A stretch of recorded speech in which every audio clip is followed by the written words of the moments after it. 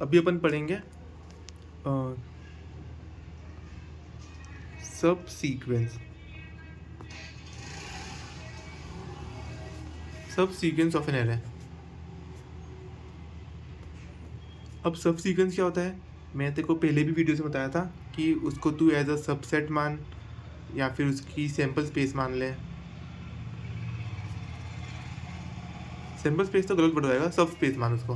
Basically जैसे देख, अब मेरे पास मैं तेरे को एक एरे दी 1 2 3, तो अब इसके सब सीक्वेंस क्या क्या होंगे अपनी, मतलब सब सीक्वेंस क्या क्या होंगे इसके। एक तो 1 हो जाएगा, एक 2 हो जाएगा, एक 3,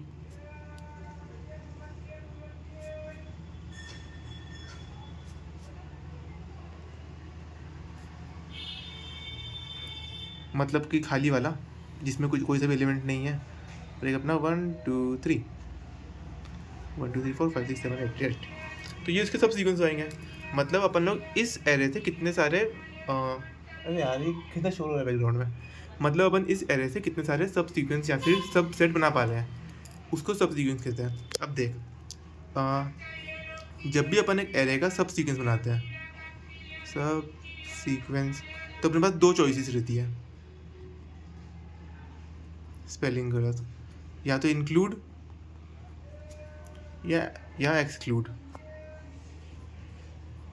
अब ये क्या है समर्थ, देख अब जैसे अपन इसमें देखते हैं, अपन ने 1 को इंक्लूड करा और दोनों को बाकी 2 और 3 को एक्सक्लूड कर दिया। इसके लिए 2 को इंक्लूड करा, 1 एंड 3 को एक्सक्लूड कर दिया। इस वाले में अपन ने क्या करा, 1 को एक्सक्लूड करा, 2 को इंक्लूड करा और 3 को इंक्लूड करा। और इसमें अपन ने 3 को इंक्लूड करा और इस वाले में अपन ने किसी को भी इंक्लूड नहीं किया। मतलब अपन देखें तो अपन क्या कर रहे हैं, या तो अपन एक एलिमेंट को इंक्लूड कर रहे हैं या तो उसको एक्सक्लूड कर रहे हैं। अब देख इसको अपन ड्राई रन करके समझेंगे। 1 2 3 ये अपने एरे है।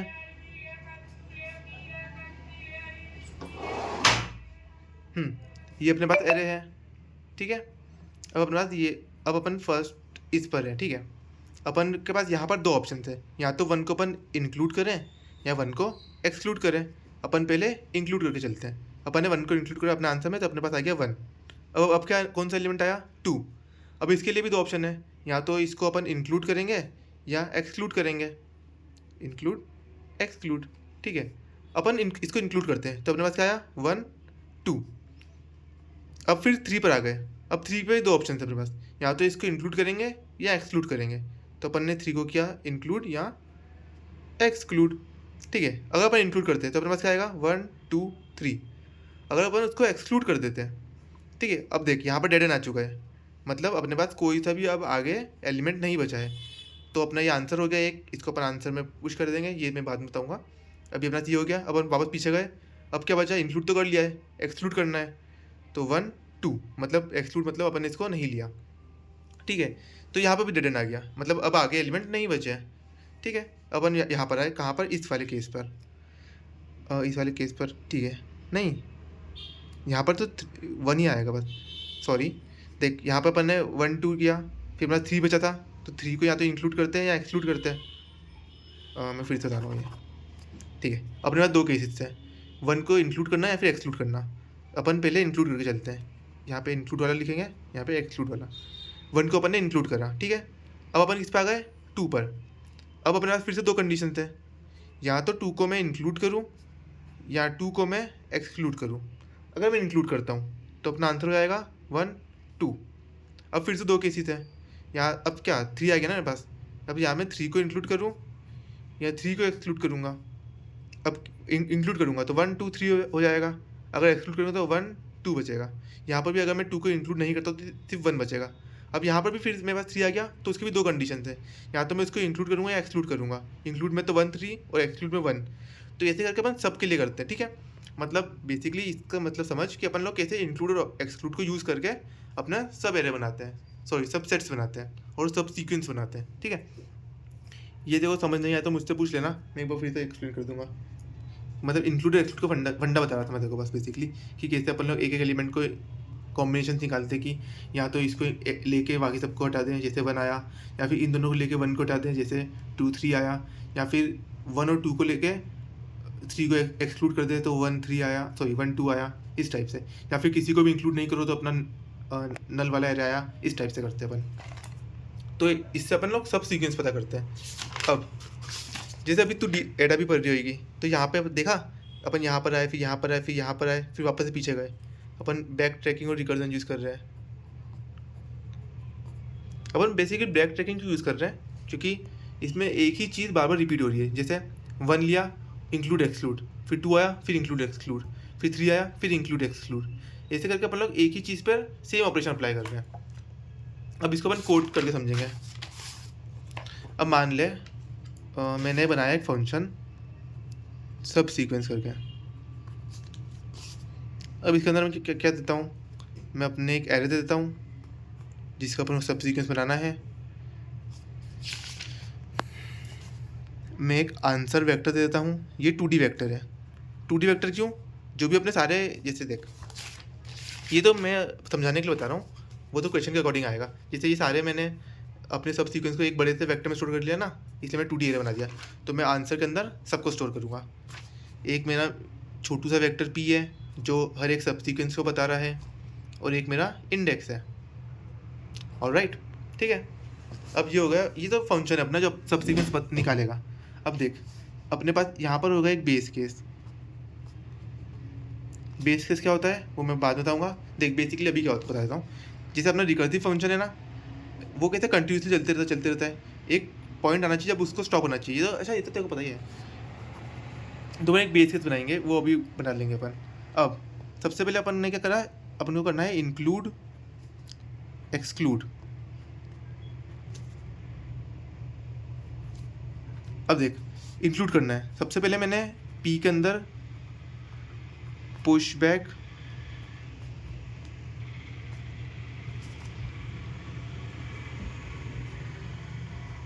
ठीक है। अभी मैंने जो भी मेरा P वेक्टर था जो अपना सब सीक्वेंस बता रहा है, उसके अंदर मैंने उस इंडेक्स पर एलिमेंट पुश कर लिया।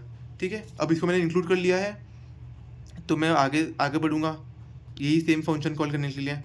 सब सीक्वेंस एरे आंसर P और इंडेक्स +1। क्यों, क्योंकि अपन लोग आगे आ चुके हैं। उस जैसे अपन ने यहाँ पर करा था ना, 1 को इंक्लूड करके फिर अपन आगे आ गए थे, इस टाइप से।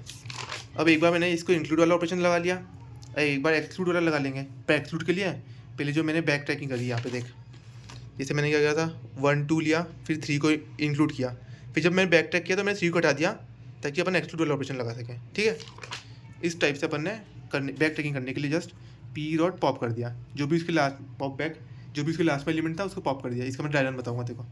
अब पॉप तो कर दिया, अब अपने पास वापस से इसको कॉल करना पड़ेगा। क्यों, क्योंकि मैंने यहाँ पर पॉप कर दिया तो मैं वापस से एक एक्सक्लूडल फंक्शन अप्लाई कर रहा हूँ, वापस से सेम रिकर्सिव कॉल कर रहा हूँ। इसलिए अपन ने सब सीक्वेंस एरे आंसर P और वापस से इंडेक्स +1, क्योंकि इसके बाद भी अपन को आगे बढ़ना है ना। जैसे यहाँ पर मैंने 2 को एक्सक्लूड करा होता तो भी मैं 3 पर आता, इसलिए वापस इसको कर लिया। अब बेस केस क्या करेंगे अपन, अगर मेरा जो इंडेक्स है वो हो जाए एरे के साइज के इक्वल।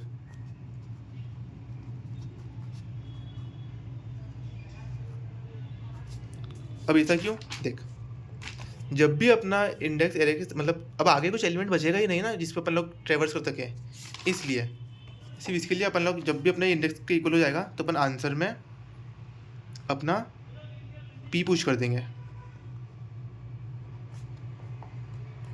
मतलब समझ, मैं वापस समझा रहा हूँ। अपन ने क्या किया, एक बेस केस बनाया। सबसे पहले अपन ने इंक्लूड वाला फंक्शन यूज़ किया, जो अपना इंक्लूड वाला लॉजिक था बेसिकली। अपन ने P के अंदर वो एरे का एलिमेंट पुश किया और आगे बढ़ गए। अब जब भी अपन रिटर्न करेंगे, जो बैक ट्रैकिंग के थ्रू यहाँ से अपन ने रिटर्न करा, तो अपन ने उस वाले एलिमेंट को पॉप करा और फिर उसको आगे बढ़े। यहाँ पर अपन ने उसको इंक्लूड करा और यहाँ पर अपन ने उसको हटा के एक्सक्लूड करके आगे बढ़े। अब एक बार अपन लोग इसको ही ड्राइवर से समझेंगे 1 2 3 से ही। ठीक है, अभी मेरा इंडेक्स 0 है, इंडेक्स 0 है, आंसर के साइज़ के इक्वल नहीं है। अपन यहाँ पे आए, मैंने उसको P में पुश करा 1, यहाँ पर P में पुश करा 1 और वापस से आगे वाले के लिए मतलब 2 के लिए कॉल किया। ये पीछे आ गया, नहीं है इक्वल, वापस से पुश हुआ, 2 पुश हो गया।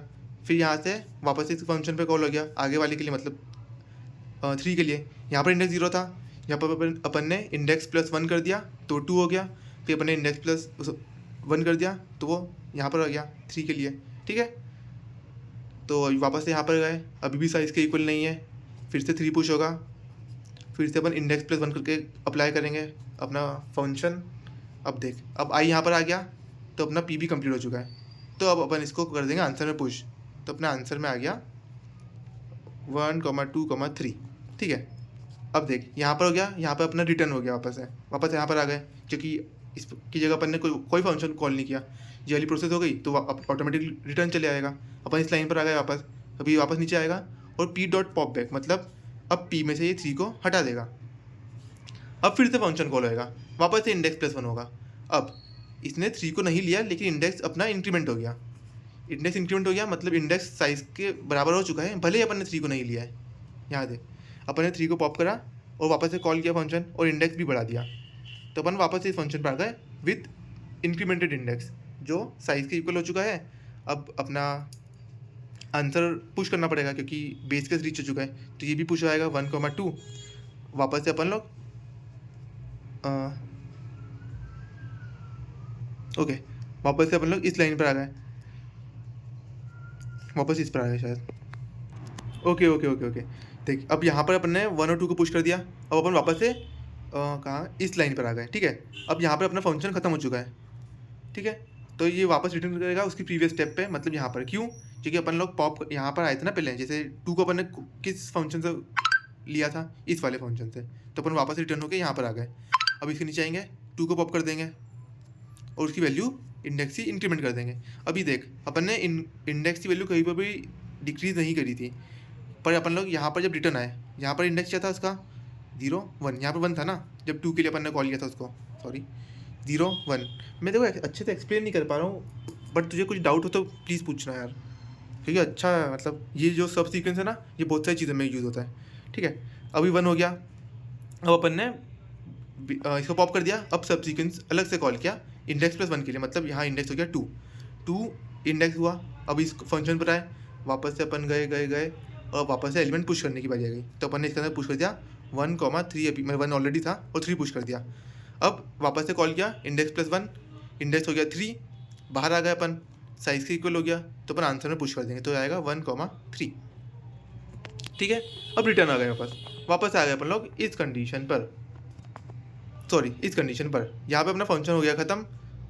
ओके, मैं कुछ गलत बोल रहा हूँ, हाँ यहाँ पर हो गया अपना फंक्शन ख़त्म, तो अपन वापस से इस वाली कंडीशन पर आए, ठीक है।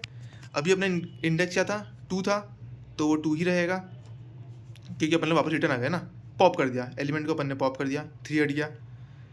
यहाँ पर आए इंडेक्स प्लस 1 वापस से कॉल किया, ये 2 से 3 हो गया और अपन को सिर्फ 1 मिला, तो 1 भी यहाँ पर पुश आएगा।